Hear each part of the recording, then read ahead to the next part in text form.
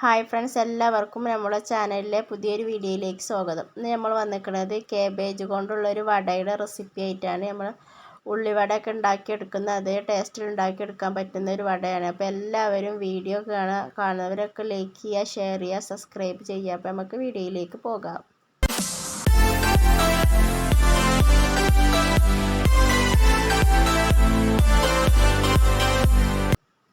അതിനായി നമ്മൾ 1/2 kilo cabbage ഇതുപോലെ ചെറുതായി കട്ട് ചെയ്തെടുത്തിട്ടുണ്ട്. കനം കുറച്ച് തന്നെ കട്ട് ചെയ്തെടുക്കണം.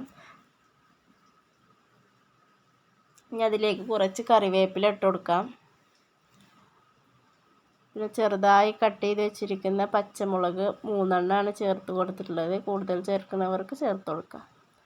ഇനി അതിലേക്ക് ഇഞ്ചി പേസ്റ്റ് ചേർത്ത് കൊടുക്കാം. ഒരു 2.5 ടീസ്പൂണോളം ഇഞ്ചി പേസ്റ്റ് ചേർത്ത് കൊടുക്കുന്നുണ്ട്.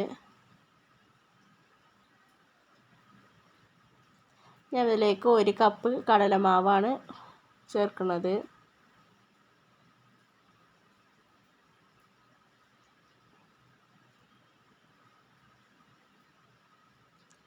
ഇനി അതിലേക്ക് ഒരു 1/2 കപ്പ് മൈദപ്പൊടി കൂടി ചേർത്ത് കൊടുക്കാം.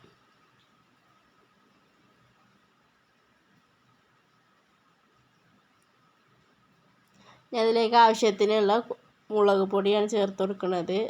2 ടീസ്പൂൺ മുളക് പൊടി ചേർത്ത് കൊടുക്കാം.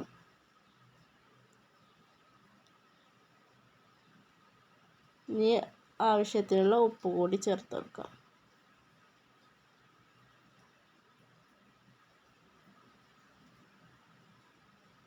അതിലേക്ക് ഒരു 1/4 ടീസ്പൂൺ മഞ്ഞൾപ്പൊടി കൂടി ഇട്ട് കൊടുക്കുന്നുണ്ട്.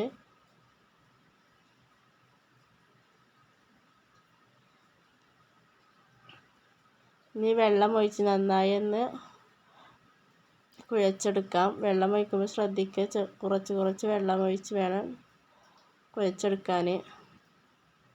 ഇതുപോലെ ആയിരിക്കണം കുഴച്ചെടുക്കാൻ. കയ്യിൽ വെച്ച് ഇങ്ങനെ പരത്തി എടുക്കാൻ പാകത്തിന് വേണം കുഴച്ചെടുക്കാൻ. ഇപ്പോൾ നമ്മളെ ബാറ്റർ റെഡി ആയിട്ടുണ്ട്.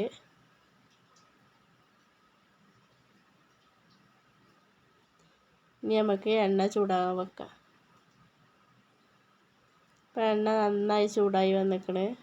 നമ്മൾ കൈ നല്ല വെള്ളത്തിൽ നനച്ചതിന് ശേഷം ഇതുപോലെ കുറച്ചെടുത്ത് കയ്യിൽ ഇതുപോലെ പരത്തിയിട്ട് എണ്ണയിലേക്ക് ഇട്ട് കൊടുക്കുക. എണ്ണ നന്നായി ചൂടായി വന്നതിന് ശേഷം വേണം ഇട്ട് കൊടുക്കാൻ. പിന്നെ മീഡിയം ഫ്ലെയിമിലിട്ട് വേവിച്ചെടുക്കണം. എന്നാലേ പുറം വെന്ത് കിട്ടുള്ളൂ, ഉൾഭാഗം അല്ലെങ്കിൽ വെന്ത് കിട്ടില്ല.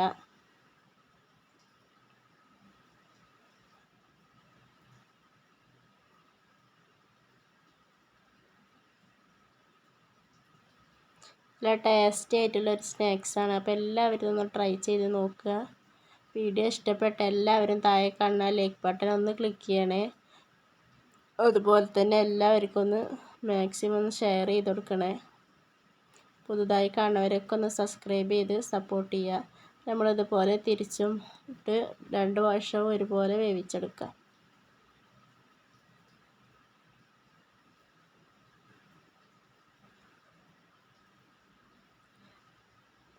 നന്നായി വെന്ത് വന്നിട്ടുണ്ട്. ഇനി നമുക്ക് കോരി ഒരു പാത്രത്തിലോട്ട് മാറ്റി കൊടുക്കാം. ഒരു പാത്രത്തിലൊരു ടിഷ്യൂ പേപ്പർ വെച്ചതിന് ശേഷം അതിലേക്ക് നമുക്ക് കോരി മാറ്റാം.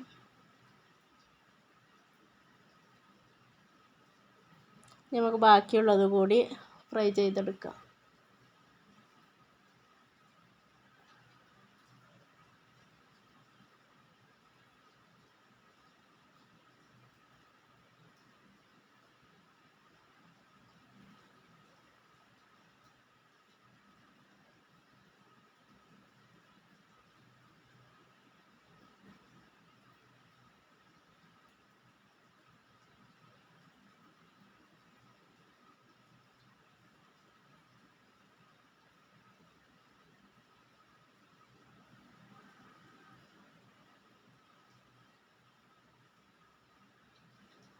നമ്മൾ ഫുള്ളായിട്ട് ഫ്രൈ ചെയ്തെടുത്തിട്ടുണ്ട്.